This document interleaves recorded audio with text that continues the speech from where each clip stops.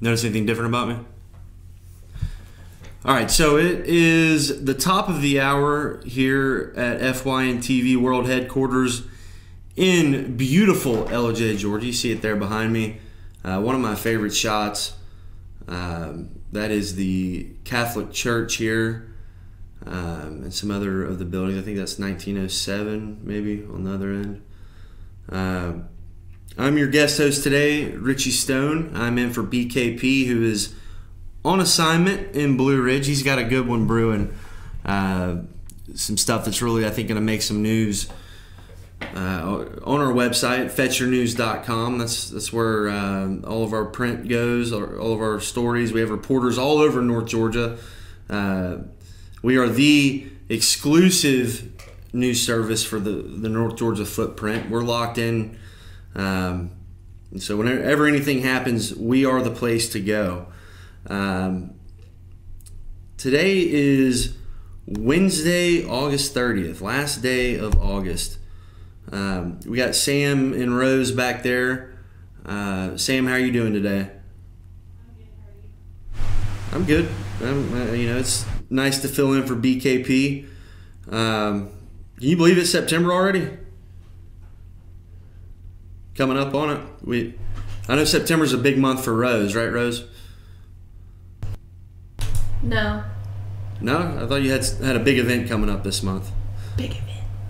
Oh! Gosh, I guess I'm going to have to go back to Brian yelling at me, telling me to pay attention. Yes, we do have a big event coming up. Come in Tuesday. Watch. It's going to be a big reveal. I gotcha. I think Rose is also getting married in September, which is pretty big. Let's see, what is this? Oh, yeah. Friday, we will be at Sycamore Crossing in Blue Ridge. That's our Friday show. We love going there.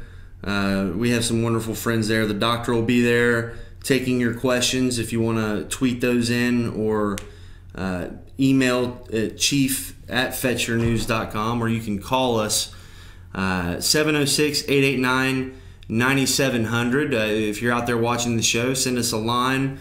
Let us know you're watching. Let us know what you think. I know I'm the rambling man, but don't worry, Brian, or BKP, I'm sorry, will be back tomorrow in his regular spot. So for the 9 o'clock hour for this A block, I wanted to get to the big race we have coming up here in Georgia. We will have a new governor come 2019, and the race is shaping up to be rather interesting. Now, to go back a little bit, to the last time we had an opening for this seat was 2010, when Governor Sonny Perdue, now Secretary of Agriculture Sonny Perdue, was term limited, and we had a wild race where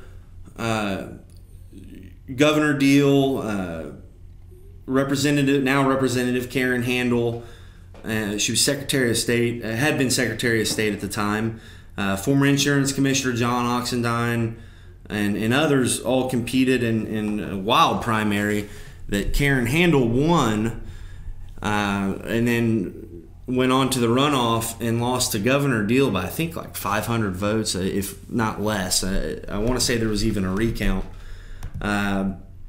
This year this coming cycle might be even crazier, because we've got some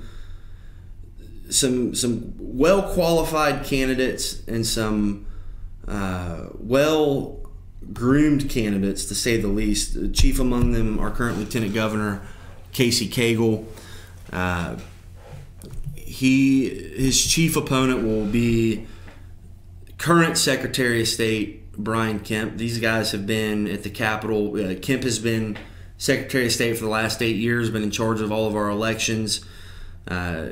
Casey Cagle has been, I want to say, the longest serving Lieutenant Governor. Zell Miller might have also been Lieutenant Governor for 12 years, but Lieutenant Governor Cagle has served Sonny Perdue in his second term, and then both terms with Governor Deal. And like Governor Deal, Cagle is from Gainesville. Secretary of State Kemp is from Athens, and he has a nice infrastructure there.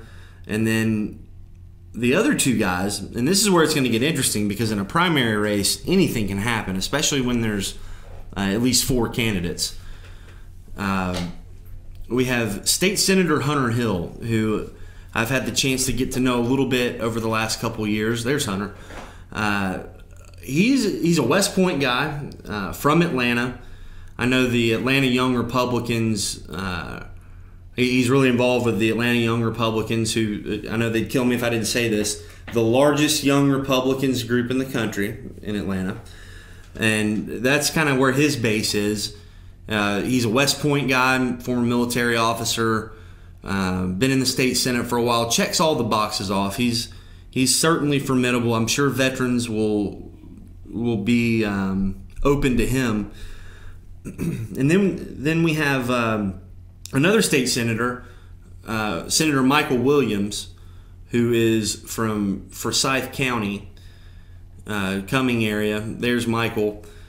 Had the chance to meet him for the first time a couple weeks ago at an event featuring South Carolina Congressman Trey Gowdy. And Michael's a nice guy, sharp looking. He's always dressed well. Largely self-funding his campaign. When he got to the Senate, he primaried Senator Murphy, who had been, God, I don't know, since the 90s had been the senator from the Cumming area.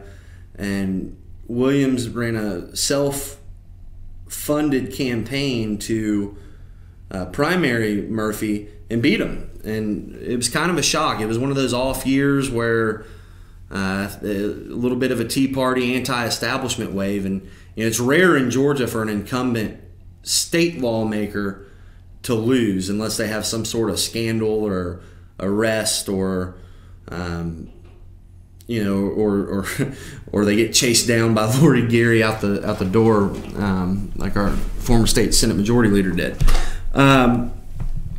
Williams is gonna be an interesting guy. He made his money in the barbershop business. He owned a chain of, I want to say, Great Clips or Hair Cuttery, one of those franchises, and he sold that off to run and has really funded his own deal. He was the first state lawmaker to endorse Donald Trump, and he's ridden that wave all the way through. Now, whether that'll translate into an endorsement from Trump himself, I'm not sure, because I don't know that he's even been in the game long enough to be governor. But he's another one of the state senators. We can pull up the picture of Lieutenant Governor Cagle. There's Casey Cagle. Full disclosure, I will be supporting Lieutenant Governor Cagle. I have a lot of friends that work for him. I've spent the day with him. I had the chance. One of my first real breaks in this business in 2013. I had the chance to follow him and another state senator around as a photographer. That's what I did before this. I was a photographer, and just one of the nicest guys you'll ever meet. One of the most wholesome. You meet him once and you feel like you've known him forever, kind of guy. And that's what his message is right now. And that he's stable. He knows what's going on. He knows how the state works. He's been in the state Senate for years prior to becoming lieutenant governor, and then for the last 12 years has run the Senate as the head of the Senate, controlling the agenda, getting things passed through. He's a guy that knows what it's like to make a tough decision.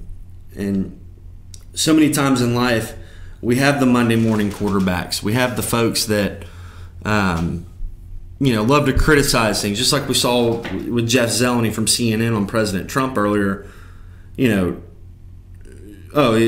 empathy, didn't handle it well. Whereas if he had not gone to the Texas coast, they would have killed him on that heads I win, tails you lose kind of thing. And Lieutenant Governor Cagle is, I think, immune to that in a sense, where he understands the principle of there's no worse action than inaction. And being decisive is the greatest quality of leadership. And his opponents are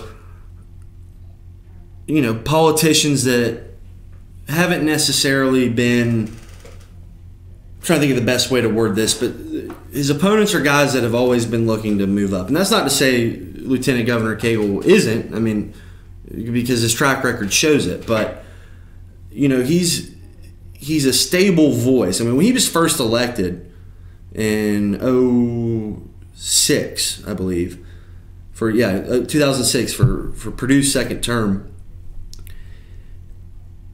it was the same year that the Democrat wave overtook the country. It was the same year that Nancy Pelosi became Speaker of the House.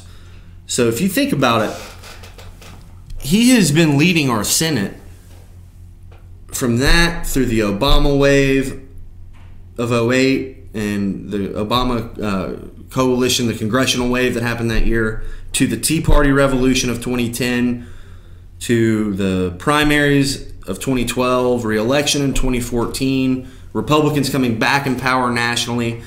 And Lieutenant Governor Cagle really is a guy that's seen it all, and that's what led me to my endorsement. The personalities are great, but you can be the greatest guy in the world, but if you can't lead, I won't vote for you. Just like if you're a jerk and you can lead, then I'd vote for you. Just look at Donald Trump. But the reason why I think he would be great for us is that he's seen it all. A lot of people don't realize is that the film tax credit that's been wonderful for our state economy happened during his first term with Governor Perdue, and Governor Deal gets a lot of credit for it, as he should. Full disclosure there. Governor Deal has been a wonderful governor for our state economy, but when Georgia, as far as Georgia becoming the #1 place to do business, it was a series of infrastructure, a series of they laid the groundwork during the Perdue administration as the Republicans took over the state house and took over the governorship, and Cagle played a big part of that, quite frankly. And I don't know if he necessarily gets the credit he deserves for that. And also the work he has done with our technical schools, and he has grown our technical schools program by leaps and bounds. It's amazing. If you look over in North Fulton, what Gwinnett Tech's done, expanding over there. You look at shout out to David Evans down in Tifton at Moultrie Tech, a good family friend of mine. Just the way that place has grown since 2006. It's just very a lot of stuff behind the scenes that we don't necessarily see every day by the guys that bring their lunch pail to work, blue collar attitude. Cagle was a small business guy, started his own tuxedo shop, worked his way up. Really has a phenomenal story if you ever get the chance to hear him. And I think the runoff is going to be between him and Brian Kemp. Can we get Brian Kemp up there? And the reason Kemp, I think, is going to be the most formidable opponent is, number one, as Secretary of State for the last 8 years, he's been on the statewide ballot with Lieutenant Governor Cagle. People know his name. And by and large, he's done a wonderful job as our Secretary of State, running our elections, especially this last one, because I'm actually working on a package that we're going to get into, probably show next month, an investigation we've been doing about the breach of our electoral system just before the 2016 general election, and he caught it. Brian Kemp's guys, the guys and girls that over there at State, they caught it. They acted. They made sure everyone knew about it, and they maintained our integrity.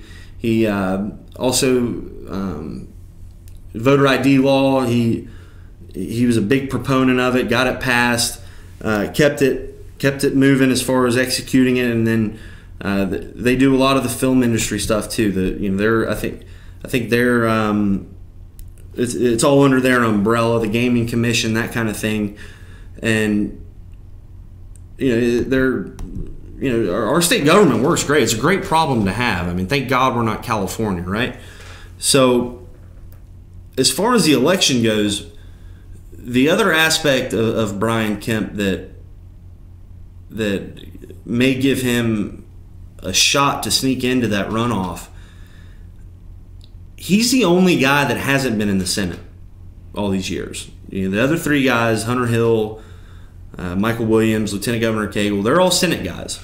They're in the Senate every day. They have a voting record that is out there. I mean, it's open. It's an open record, and for the most part, they all voted together. As Republicans usually do. I think there were a few things where they were split, but Secretary of State Kemp has the distinct advantage of not being there. So you could probably be able to take any kind of vote that the other guys did and use it against all three of them, especially on a debate stage. And he's also got a lot of infrastructure in South Georgia. The Athens base, a lot of money. Even though Lieutenant Governor Cagle was just lapping everybody in funds raised.